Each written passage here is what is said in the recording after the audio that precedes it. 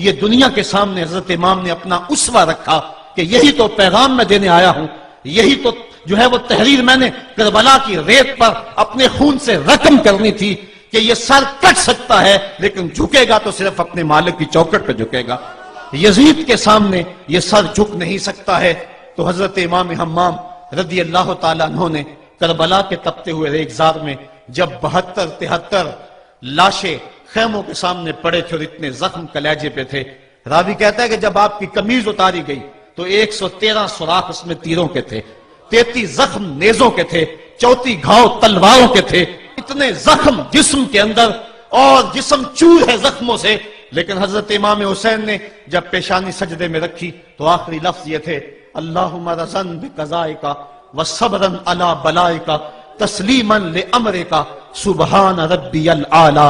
مالک تیری تقدیر پہ راضی ہو گیا ہوں، مالک زخم سے پہ بھی میں مسکرا رہا ہوں، مالک تیری طرف سے جو دکھ آئے میں نے ان کو قبول کیا، جے سونا میرے دکھ وچ راضی تو میں سکھ نو چلے ڈاواں، مالک میں سب کچھ قبول کیا، حسین تیری رضا پہ راضی ہے، میرے مالک تو بھی بتا تو بھی حسین پہ راضی ہوا ہے کہ نہیں ہوا ہے۔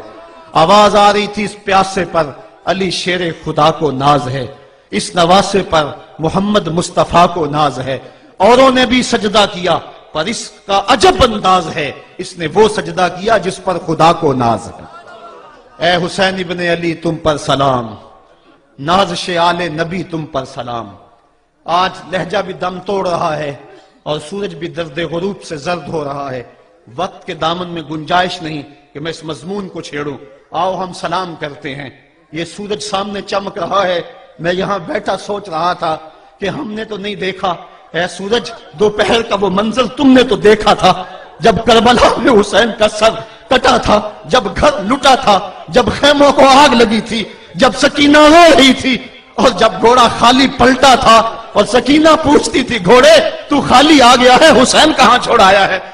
آج یہ سورج یہ چمک چمک کے وہ ہمیں کہانی سنا رہا ہے اور ہمیں پیغام دے رہا ہے کہ نبی کے نام پہ حسین نے تو سر کٹا دیا، آج تم کہتے ہو دین پہ چلنا بڑا مشکل ہے، تم شور ڈال رہے ہو، جن کے لیے مسجدوں میں قالین بچھے ہوئے ہیں، گرم پانی دستیاب ہے اور ان کے لیے مسجدوں میں آسائشیں موجود ہیں، اور پھر بھی وہ کہتے ہیں دین پہ چلنا بڑا مشکل ہے۔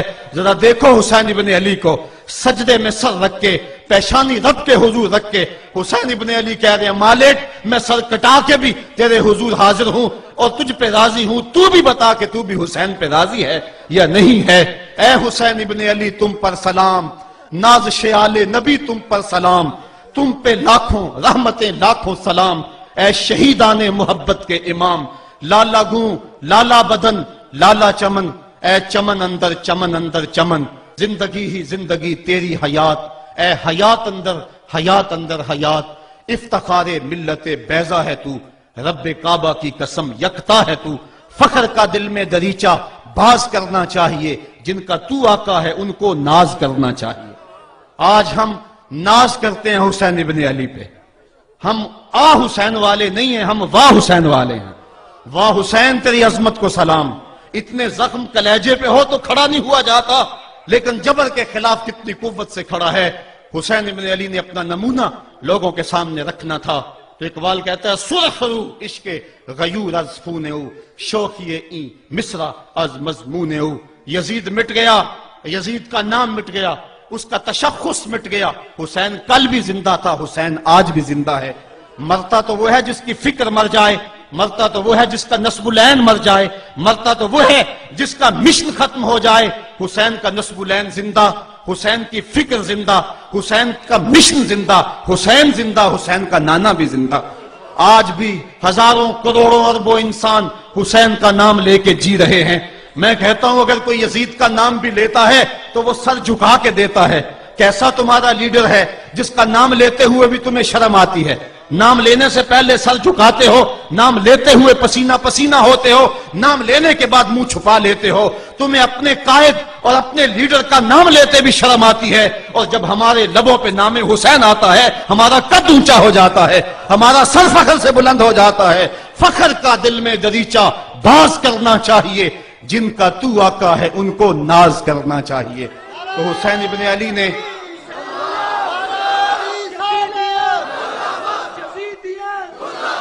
کسی نے کہا تھا کہ یہ دو شہزادوں کی جنگ تھی، تو کسی نے بڑا خوبصورت جواب دیا.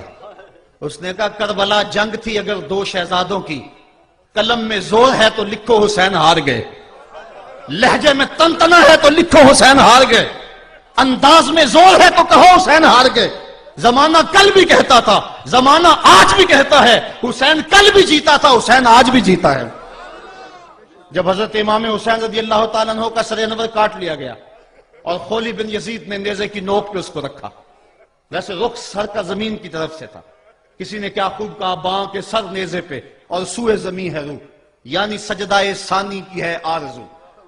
رکعت کے دو سجدے ہوتے ہیں، ایک سجدہ ہوا تھا کہ سر انور جدا کر لیا گیا، جب نیزے کی نوک پہ تھا سر تو رخ زمین کی طرف سے تھا. شاعر کہتا ذرا غور سے دیکھو سر حسین کیا کہہ رہا ہے. سر حسین کی پیشانی زمین کی طرف ہے، پیشانی میں دوسرے سجدے کی آرزو مچل رہی ہے. تو جب امام حسین کا سر خولی نے نیزے کی نوک پہ چڑھایا، اس نے تو یہ کہنا چاہا تھا کہ ہم فتح یاب ہوئے اور دیکھو ہم نے سر کاٹ لیا. کسی نے کہا ذرا غور سے دیکھو، یہ تو سر کٹ کے بھی سر بلند ہے، یہ سر کٹ گیا پھر بھی سر بلندی نہیں گئی ہے، اس کا بانکپن پھر بھی نہیں گیا ہے. حسین کا سر کل بھی اونچا تھا، حسین کا سر آج بھی اونچا ہے. اس کا نام زندہ، اس کا پیغام زندہ، اس کی فکر زندہ. حضرت امام زین العابدین یہ کربلا کے وہ شخص ہیں جنہوں نے سارا منظر اپنی آنکھوں سے دیکھا تھا. اتنے دکھ کسی کو نہیں پہنچے جتنے زینب اور زین العابدین کو پہنچے ہیں. سب منظر کھلی آنکھوں سے دیکھا. 14 سال کی عمر ہے، بیمار ہیں. تاریخ بتاتی ہے اس کے بعد ساری زندگی حضرت زین العابدین نے ٹھنڈا پانی نہیں پیا. جب پانی پینے لگتے تڑپنے لگتے، کہتے مجھے سکینہ کی پیاس یاد آتی ہے، مجھے علی اصغر کا تڑپنا یاد آتا ہے. ساری زندگی پھر ٹھنڈا پانی نہیں پیا. حضرت امام زین العابدین نے یہ سارا منظر کھلی آنکھوں کے ساتھ دیکھا تھا. اور پھر آپ نے دمشق کے بازاروں میں بھی اور کوفے کی گلیوں کے اندر بھی سروں کا یہ قافلہ اپنی قیادت کے اندر جو ہے وہ گزارا تھا. جب یزید کے دربار کے اندر حضرت امام زین العابدین پہنچے تو یزید نے پہلے تو جو ہے وہ دکھ کا اظہار کیا. بعض لوگ یہاں سے یزید کی بریت کا اعلان کرتے ہیں. یہاں کسی نے بڑی خوبصورت بات کہی کہ قاتل کی پشیمانی مقتول کی اہمیت کو تو بڑھا سکتی ہے لیکن اس کے دامن سے قتل کے داغ کو نہیں دھو سکتی. تو اس نے یہ سب کچھ کیا، یہ بس اس کے ٹسلے تھے جو وہ بہانے لگا. لیکن بعد میں اس نے حضرت امام حسین رضی اللہ تعالی عنہ کے دانتوں کے اوپر جو ہے وہ چھڑی مارنا شروع کر دی. تو حضرت ابو برزہ اسلمی صحابی رسول وہاں موجود تھے، وہ کھڑے ہو گئے، اٹھ کے بدن کانپتا ہے ان کا. کہنے لگے ظالم ارفع قدیبہ کا، یہاں اپنی چھڑی ہٹا لے. میں نے اپنی ان آنکھوں سے دیکھا ہے کہ کان رسول اللہ صلی اللہ علیہ وسلم یلسمہ، حضور نے ان ہونٹوں کو خود چوما ہے. تو یہ کہہ کہ آپ دربار سے نکل گئے اور روتے تھے اور آپ کے بدن پہ کپ کی بھی تاری تھی.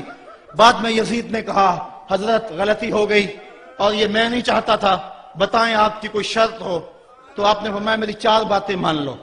ان 4 باتوں میں ایک بات یہ تھی کہ سر حسین اور سر شہیداں ہمارے سپرد کر دو تاکہ ہم کربلا جا کے ان کی تدفین کر سکیں. دوسری یہ تھا کہ ہمیں مدینہ حفاظت سے پہنچا دو. تیسری شرط یہ تھی کہ مجھے جو ہے وہ جمعے کا خطبہ دینے کی اجازت دو آج دمشق جامع مسجد کے اندر. چوتھی بات آپ نے یہ فرمائی کہ قاتلان حسین جو ہے وہ میرے سپرد کرو. اس نے کہا ہاں کون ہے قاتل حسین کا؟ لوگوں نے کہا خولی ہے.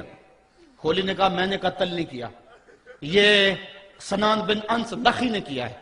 سنان بن انس نخی کو کہا ہاں تو بتا. کہنے لگا میں قتل کیوں کرنا تھا، یہ تو شمر ذل جوشن نے کیا ہے. شمر ذل جوشن کو کہا تو بتا. کہنے لگا میں نے قتل نہیں کیا، میرا کون سا حسین نے کچھ بگاڑا تھا، قتل اس نے کیا ہے جس کی حکومت کو خطرہ تھا. تو یہ ہے وہ ہے قاتل حسین کا. اب یزید کہنے لگا تمہاری یہ شرط تو میں پوری نہیں کر سکتا، یہ بات تو پوری نہیں کر سکتا، اب خطبہ دے لو. اب حضرت امام زین العابدین خطبہ دینے کے لیے کھڑے ہوئے. خطابت تو اس گھر کی لونڈی ہے، جب یہ بولتے ہیں تو حکمت کے موتی دولتے ہیں. جو ہی امام زین العابدین کھڑے ہوئے، 14 سال عمر ہے اور دمشق کی جامع مسجد ہے. یزید بھی بیٹھا تھا، یعنی سلطنت بھی تھے، عوام کا بھی ہجوم تھا. جب آپ نے خطبہ شروع کیا لوگ زار و قطار رونے لگے اور آپ نے اہل بیت کے مناقب جب لوگوں کے سامنے رکھے تو یزید گھبرا گیا کہ کہیں لوگ میرے گریبان تک نہ پہنچے. اس نے مؤذن کو اشارہ کیا جلدی جلدی اذان پڑھو. تو جب اس نے کہا اللہ اکبر تو حضرت شہزادہ زین العابدین نے کہا کہ اس کے اندر کوئی شک نہیں کہ اللہ سب سے بڑا ہے.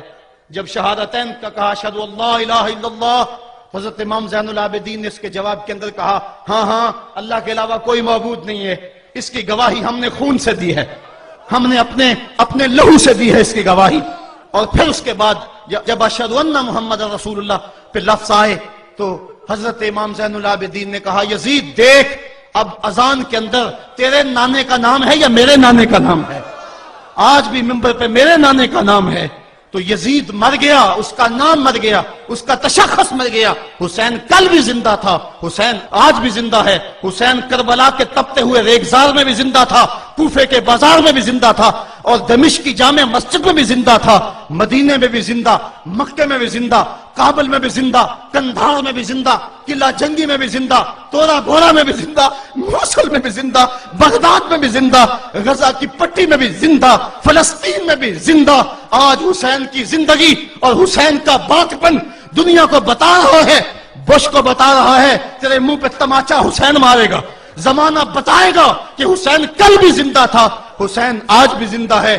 حسین کی فکر لے کے اٹھو اور پوری دنیا پہ چھا جاؤ اور زمانے کو بتاؤ کہ ہم حسین ابن علی کے سپاہی ہیں. صرف محرم کے دن آنسو بہا لینے سے کچھ نہیں ہوگا. کیا صرف محرم حسین کا مہینہ ہے؟ نہیں، سب پورا سال حسین کا ہے، پوری زندگی حسین کی ہے، پورے زمانے حسین کے ہیں. یہ صرف عاشور کا دن یا عاشور کی شب ہی حسین کی نہیں، سارے زمانے حسین کے ہیں. کل بھی حسین کا تھا، آج بھی حسین کا ہے، کل بھی حسین کا ہوگا.